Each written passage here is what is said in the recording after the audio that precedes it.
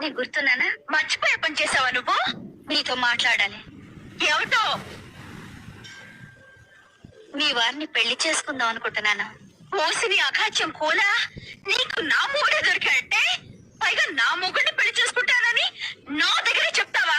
నీ గుడ్లు పీకేస్తా, నిన్ను నిలువునా పాతేస్తా. మీరు ఇలా ఆవేశపడ్డంలో అర్థం ఉంది. అర్థమా? అర్థం ఉన్నారా? మీరు కోపం తెచ్చుకోకుండా నేను చెప్పేది వినండి.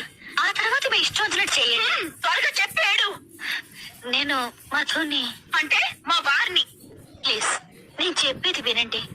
నేను మధుని గాఢంగా ప్రేమించాను. పెళ్లి కూడా చేసుకోవాలనుకుంటున్నాను. అనుకుంటావు. ఎందుకు అనుకో? కాస్త శాంతంగా వినండి. మధుని పెళ్లి చేసుకోకపోతే నేను చచ్చిపోతాను.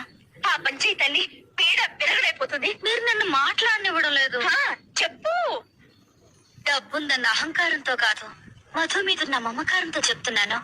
మధుయే కాదు, మీరు పిల్లలు కూడా సుఖంగా ఉండాలి. అందుకని మధుని పెళ్లి చేసుకోవడానికి మీరు అనుమతిస్తే మీకు ₹1,00,00,000 ఇస్తాను. ₹1,00,00,000?